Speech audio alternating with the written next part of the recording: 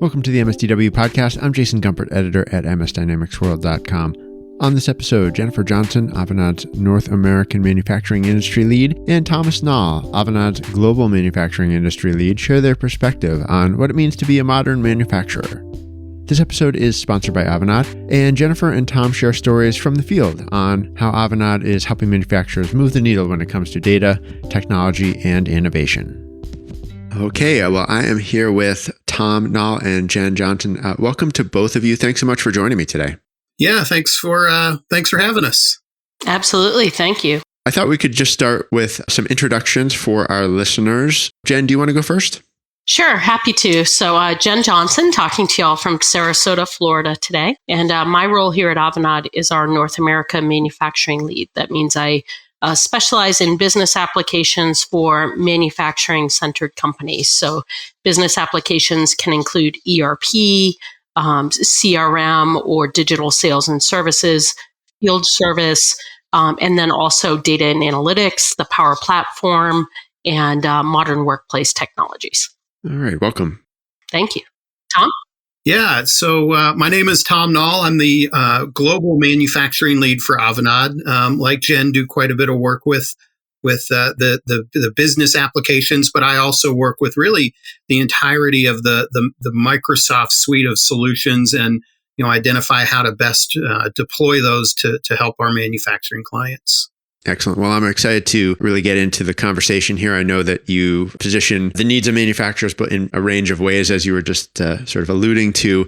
I thought we could really start with some of the basics because I wanted to talk about data, which, as you often hear, as people often say, is where a lot of the decisions begin and where a lot of the work has to begin. Tom, maybe I'll start with you. Some of the common starting points when you're working with a manufacturing organization in terms of how they should be leveraging data, how they want to be leveraging it. Where do you tend to start the conversation?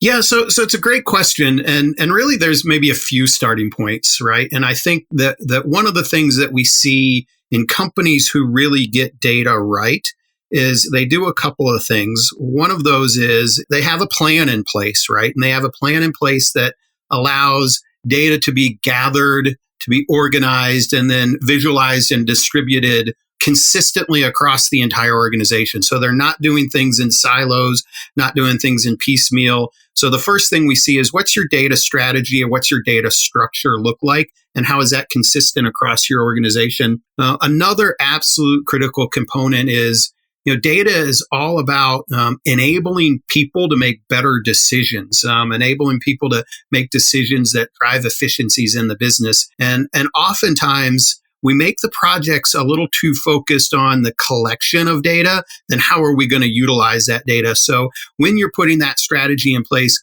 make sure you have your key users as part of that strategy discussion and design so that at the end of the day, we're doing what we want to do with a data project anyways, and that's enable our users to take the most advantage of all that data that we're collecting. Well, Jen, let me ask you to maybe add to that. Are there, from particular, application or requirement perspectives that you hear about, things where you do hear we have this particular use case and we know we're falling short and you're often looking for solutions in that way? Yes, and we're seeing that today with all of the supply chain disruption that's impacting manufacturing. So often, manufacturing is completely dependent on what is happening in the supply chain and when products are coming in and then their ability to deliver to their customers, whether it's another business or a consumer.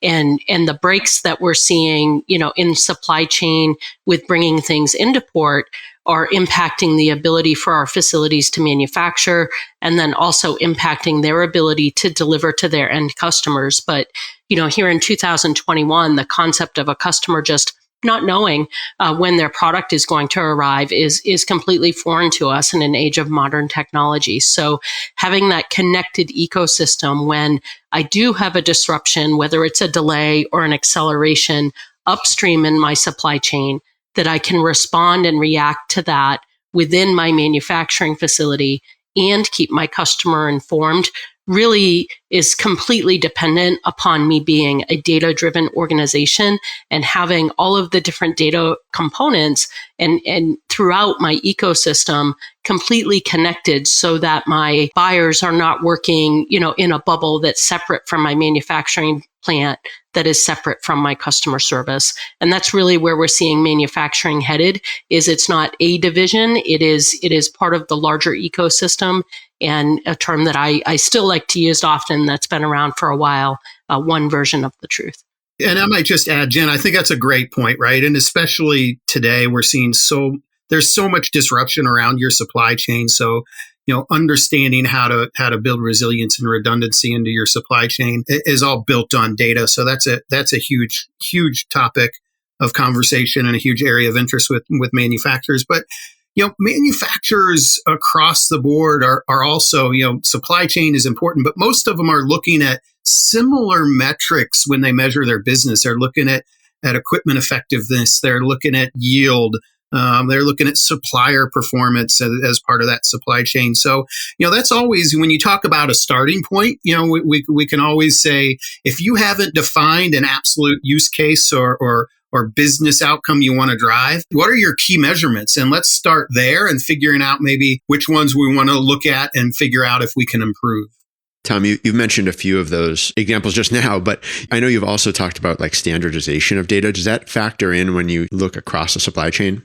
Yeah, I'll tell you, I might, standardization, certainly from an organizational perspective, makes it much more easy to utilize your data, right? So we talked about, can I be as standard as possible in that plan and how I'm gathering, how I'm storing, how I'm utilizing, and then visualizing my information. I don't want to have multiple tools, if I can help it, that my users have to learn, that my IT group has to support. So I think standardization of tools is a core component to being successful with data. Some of the places where I really see standardization becoming more important is in areas like sustainability, right? As sustainable and responsible manufacturing takes on much more critical importance, whether that's being driven by governmental regulation or as a strategic component of what the manufacturer wants to do. It's going to be, if we have standards on what we're going to measure, how we're going to measure it, how we're going to determine the impact on sustainability. So I think that as we look at sustainability, building standardization into the model, the measurement models that we have is going to be critically important to getting those right and improving as much as we need to improve in those areas. One of the, delivery challenges, you might say, that I've wondered about comes down to, the expertise in an engagement. I'm talking sort of in a project engagement between a team like yours and a client, an organization who has some of these needs, who is working through some of these challenges. Sort of that interplay or the handoff between the expertise that your team brings in to help sort of make sense and build up some of these competencies, build up solutions that can be delivered to this organization, and then how they go and run with it, essentially, beyond that. Jen, do you have any thoughts on that element of taking on these challenges? The honest answer I can give you is that it's not easy, and it varies a little bit from company to company. But one of the things here at Avanade we look to focus on is to be standard wherever possible and different where it adds value to the organization. I've been in manufacturing for 25 years, and I recall, sitting in operations meetings where one plant would be reporting on scrap and their scrap rate might be 4%. And then the next plant, it reports their scrap and maybe their scrap is 6%. And then you start what I call the yeah buts, right? The exceptions where they explain why they're different from the other plant, either because they're reporting differently or they're using different technologies, et cetera, et cetera. And it really just starts to reduce the confidence people have in the data they're seeing, and also their confidence to understand which of their facilities are high performing and which ones maybe need some attention or some modifications. So we really take a mindset of what we refer to as a global template, or maybe a company-wide template, where we set out that all facilities will essentially operate the same way. unless there's a compelling reason for them to be different. And in manufacturing, sometimes there are compelling reasons. Obviously, manufacturing a chemical is different than slitting a steel coil, is different than, assembling a tractor. But there are synergies cross industry, and we really try to amplify those and get organizations not to rely on the way that they've always done things, but think about, taking advantage of the synergies that exist across manufacturing, and then really focusing their attention on the differences that will assist them either as a plant or to increase revenue to, for their organization and their service to their customers. And Jason, I think the question also ties back into one of the first questions we talked about, which is empowerment of the end user, right? I mean, if we look at how data has typically been used in manufacturing organizations, IT has controlled the reporting systems, and, business groups have come to IT and said, can you create a report that does X, Y, Z? 2 months later, that report is inaccurate. So they go back to IT and say, can you revise that report? So what we're really driving our customers to do as part of all of our deployments is, empower the users to develop those reports themselves, maintain those reports themselves. So put the power into the user's hands, and our implementations are designed to do that. Certainly teach IT the tools and the security, et cetera, but then enable those users and educate those users so they're not as dependent on IT as they have been in the past to take advantage of the investments they're making in becoming more data driven. Yeah, I do hear what you're saying there, and it sounds great. Putting on my skeptic's hat, I just imagine, do you ever get pushback on that, on selling that vision to organizations that yes, your workers, your middle managers, other roles can in fact sort of take ownership of some of these skills or some of these duties, and like you said, divide up the responsibilities among the IT organization and the lines of business? So, and sorry, I'm chuckling a little bit at the question because it's not do we ever, it's that we always do, right? We get pushback from multiple levels on projects like this because they force an organization to rethink and change quite a bit, and change is uncomfortable. And we're asking everybody to change, right? We're asking IT to give up some of the security and the power they've had in controlling their reports. We're asking end users to learn something new and do something that they haven't done before. They might be asking for more data, but then when you tell them, hey, we're going to empower you to go get it yourselves, that change creates some discomfort. And then there's folks who always think, by making data more relevant, I might lose some value to the company because of the 30 years of experience I bring to the table. So all of these projects have significant change that comes along with it. So embedding a formal change management program that takes all your stakeholders and helps them understand why this is going to benefit them, how it's going to benefit them, and what they can do to help themselves in that process is absolutely critical. And like I said, it's not, does it happen every now and then? It happens on every project. So to ensure that successful change, you really have to have the formal change management component just as part of the implementation project. Mm-hmm. Yeah. Yeah, I agree with everything that Tom said, but I would add maybe another angle to that is the shop floor worker, right? So here in North America, we have a shortage of manufacturing employees. We're feeling that everywhere. And we also have, that workforce is aging out. And so we really have to look at how do we grow manufacturing here in North America, in part because of the Biden supply chain initiative and executive order, and just the organic growth that we're seeing here in manufacturing as a whole, and replace a workforce that is aging out of the manufacturing community. And, as a mother, of kids in their 20s, I can tell you that having access to data and gamesmanship and things like that is critical to engaging a workforce in that space. And the reason I bring that up is because, when I started my career in manufacturing decades ago, as a shop floor worker, you didn't have a ton of data.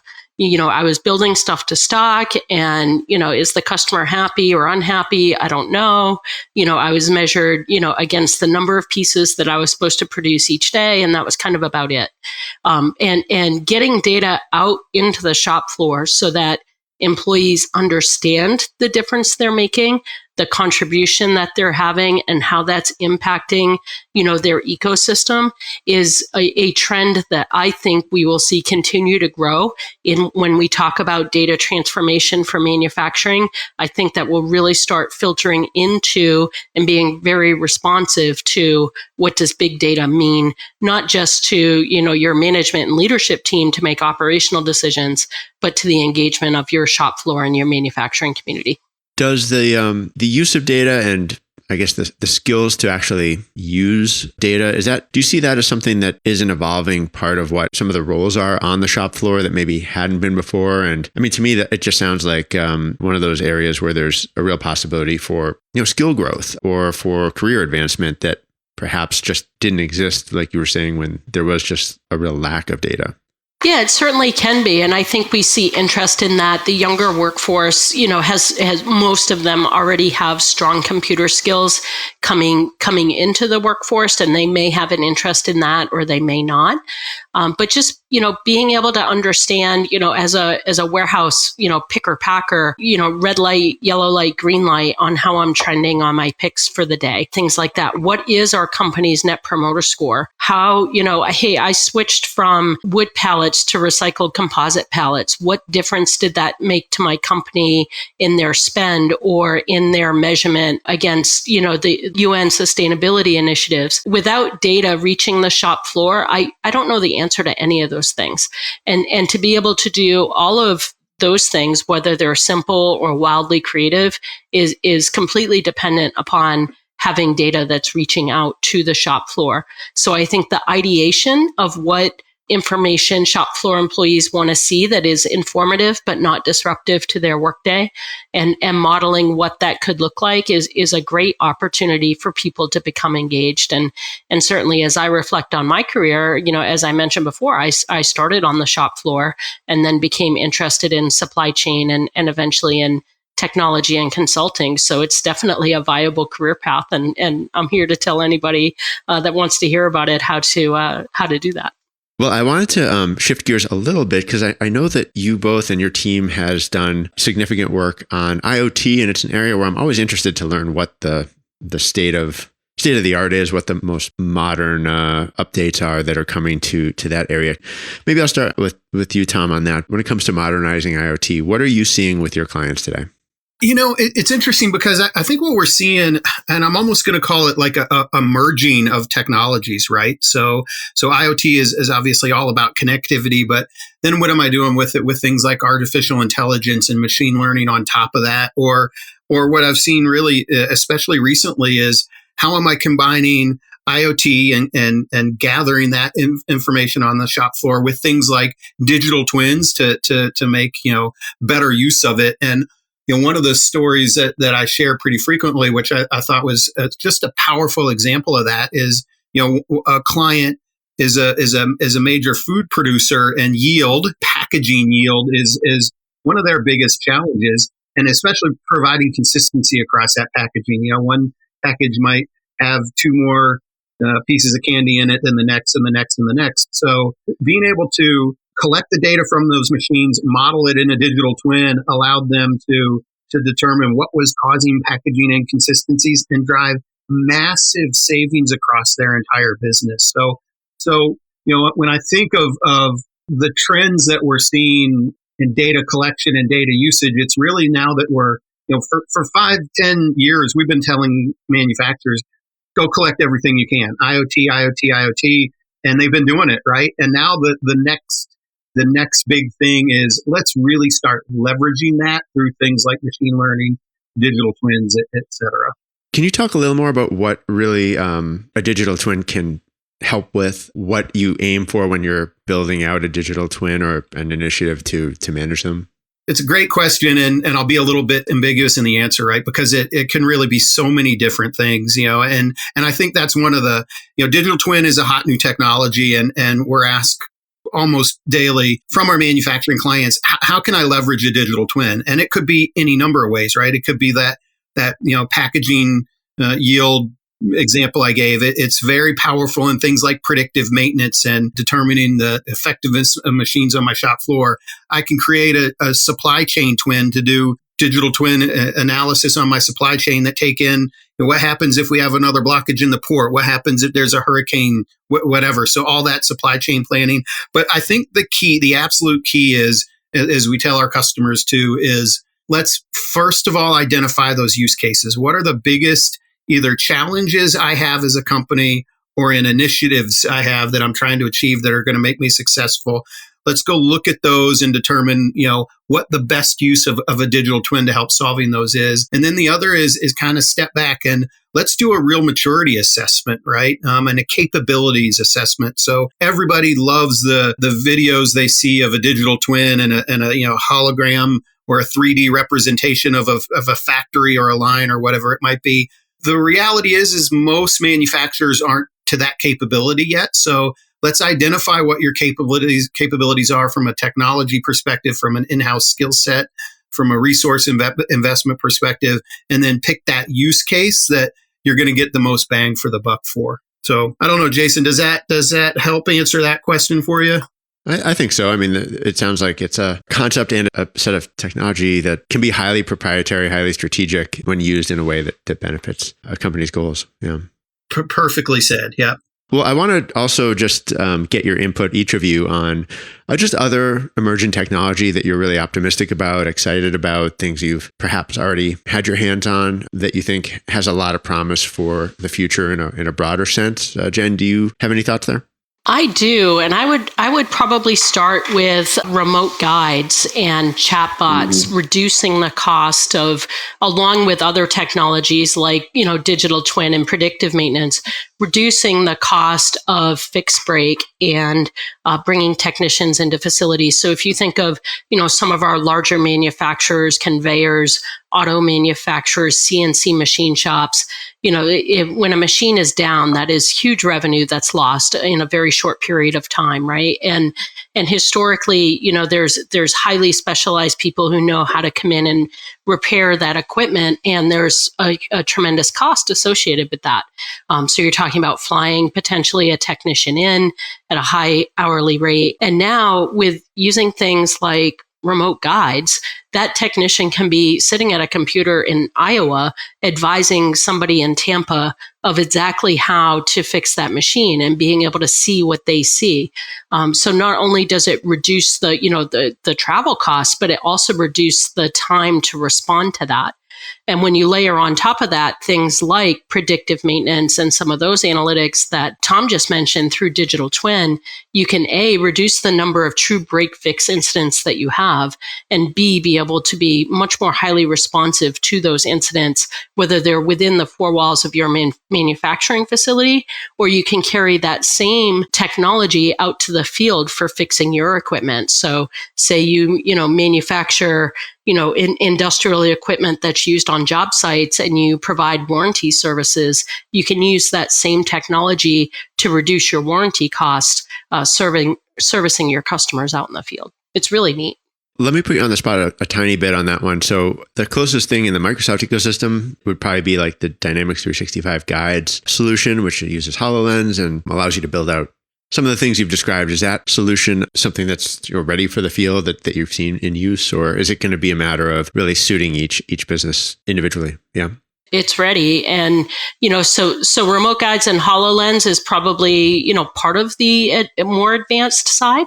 But when you think about, the ability to use chatbots to work through repairs and things of that nature. And then we also have things like proximity sensors so that, you're not getting too close to the machine to, reduce the number of safety incidents that you might have and auto shutoffs and things like that. So technology is no longer an inhibitor of being able to implement these processes. But as you can well imagine, to circle this back to data, if you're on 17 different platforms and some of them are Excel and Access, your ability to quickly bring up something like a remote guides and HoloLens will be more challenging than if you're entirely in the cloud, have that one version of truth, and have your data kind of all talking to each other already. So it's not really about the technology, doesn't impact the transformation near as much as, where the organization is in their journey to be, a transformed industry and ready for Industry 4.0. Tom, you're much more well-versed in this area than me. I'd love to have you add some comments.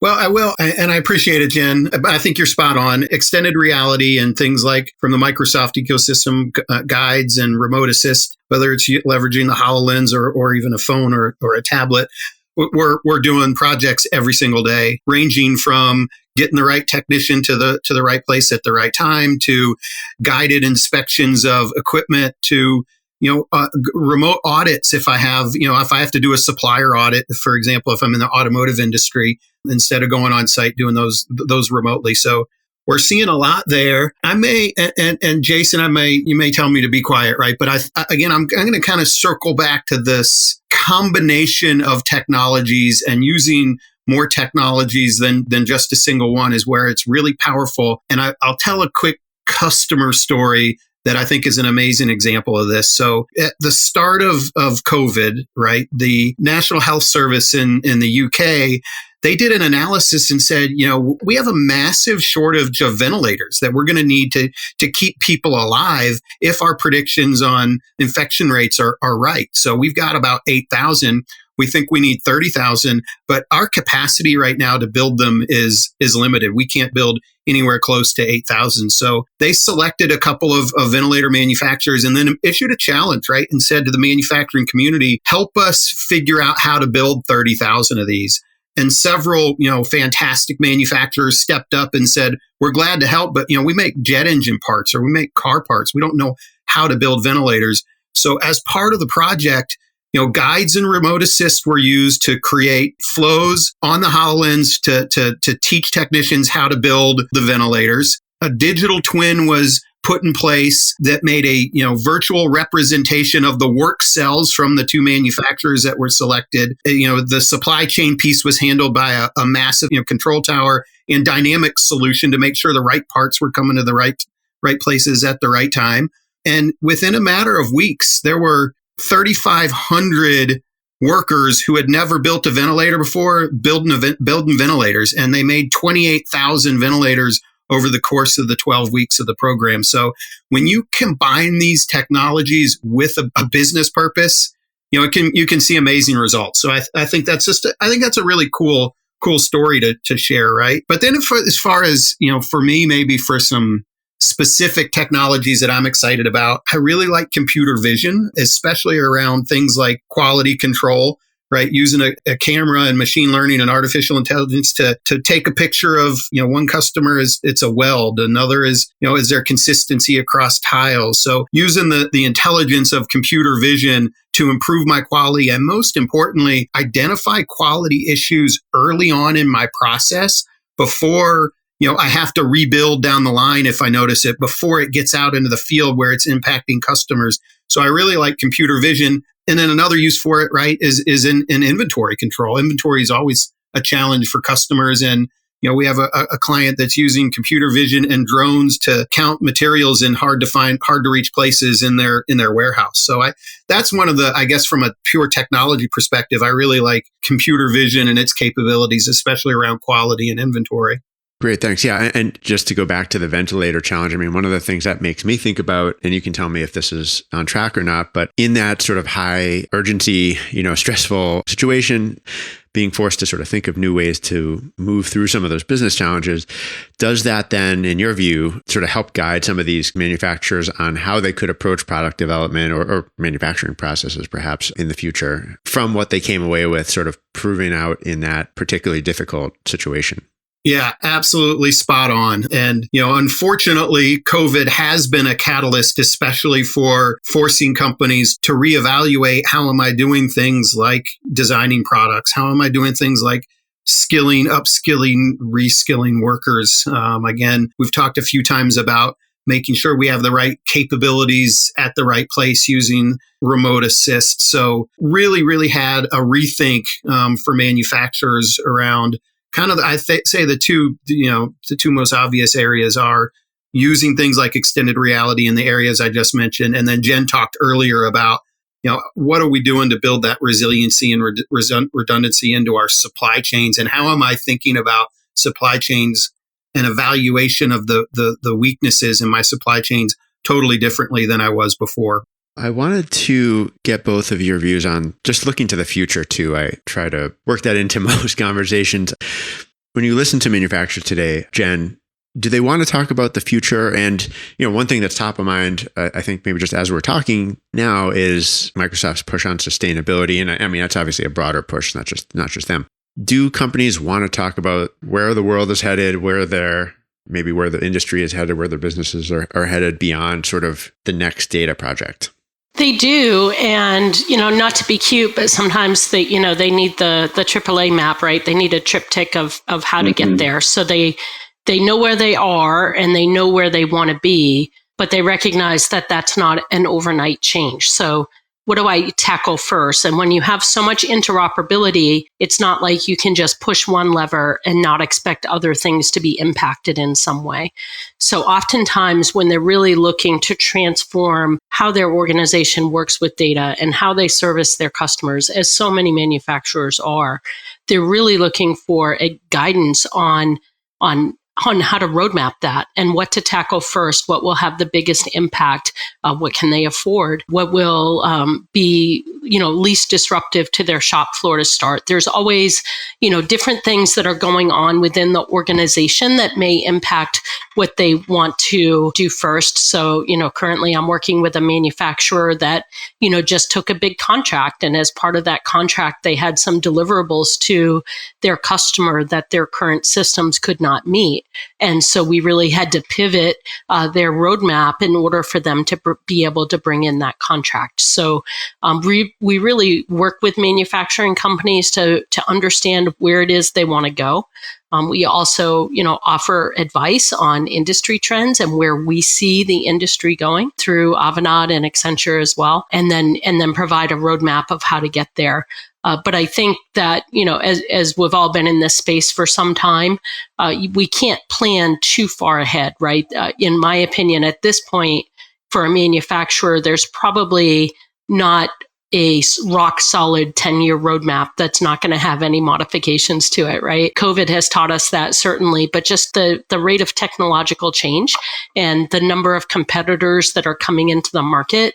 And then also the way that consumers buy has completely changed, right? Like, I don't think 10 years ago I had bought anything on Amazon, and now I often look at Amazon first. And I definitely know the price that I should be paying for products before I even walk into the store. So all of those behaviors and data points and expectations that have changed over the next 10 years, we have to assume that there will be additional disruptors. We may not know what they are, but we know that there will be additional manufacturing disruptors. So roadmap, yes, but agility to make modifications to that roadmap are also important. Tom, what are your thoughts?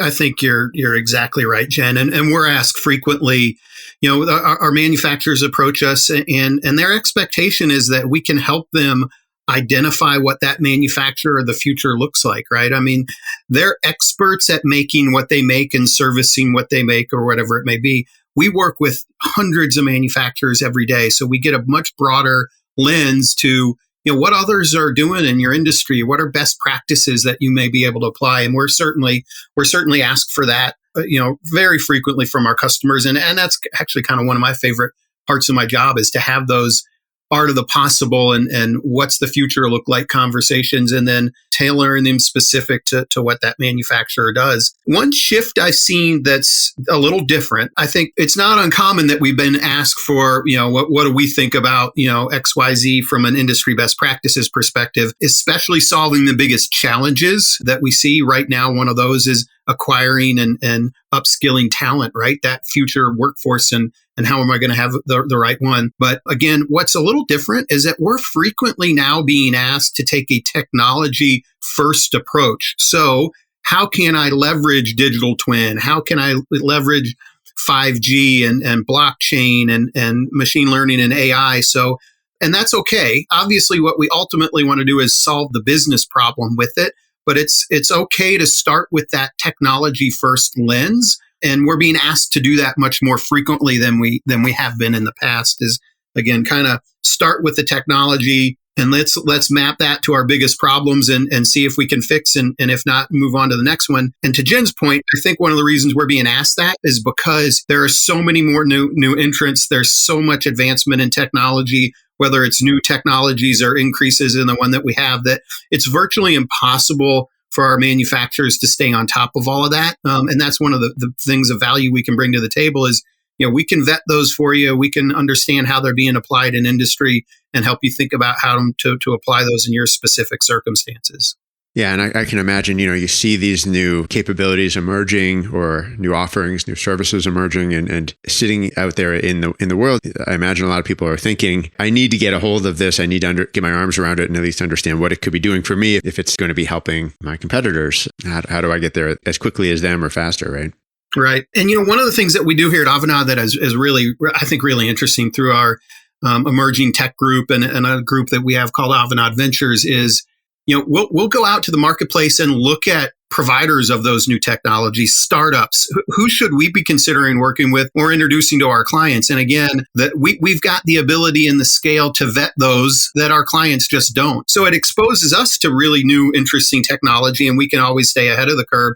But then it serves a purpose to our customers and letting us, hey, let's do some legwork for you so you don't have to go try and do that on your own. Yeah, I mean, you see that with strategic investments or acquisitions that firms like Accenture and Avanade have made. And I mean, just tracking, from my perspective, just tracking some of the latest in preview services on the Azure side of things or even AWS and just seeing, the names of them and what they're doing and then having to do a little dive into what does that really mean? And so where did this even come from if it wasn't on my radar yet? I mean, it does change very, very quickly. Well, this has been great. Thank you so much for both of you for sharing your perspective here. Yeah, I'd love to stay in touch and sort of see what you work on next. I mean, obviously you have some great customer stories that you've shared, and I'd love to keep paying attention to those too. Anything else you wanted to add or anything else you're looking ahead to sort of as we close out here, Jen? No, I would just say overall, it's just a wonderful time to be working in manufacturing. I think that manufacturing was a little bit behind other industries in investing in technology and understanding really what big data could mean to them, with the exception of, some of the largest manufacturing companies. So there's just this entire sea change within, what it means to be a modern manufacturer that we're really, in my opinion, just at the beginning of. So from my perspective, it's a great time to work in manufacturing and just super excited to work with clients as they figure out, what does big data and data transformation mean to them and what is the impact that it will have on their organization. Yeah. And, I love it, Jen, because like Jen, I've been in manufacturing for 25 plus years, right? And I could count on one hand, maybe two, the number of disruptive technologies that have happened in manufacturing and how manufacturers leverage technology in the first 20 years. In the last 5, I've lost count, right? So I love being in this high-paced, high-change environment that we're in today's world for especially for technology and manufacturing. A couple of areas that I'm really interested in is sustainability and responsible manufacturing. The reality is manufacturers have not been looked at as, a leading edge industry and technology in a long time. And I think we've got an opportunity to shine when it comes to truly driving sustainability, eco-friendly ways of manufacturing, responsible, socially conscious manufacturing methods. For one, we've probably contributed more than our fair share to the problems, but I think we've got we've got the collaborative pieces in place. We've got the technologies in place.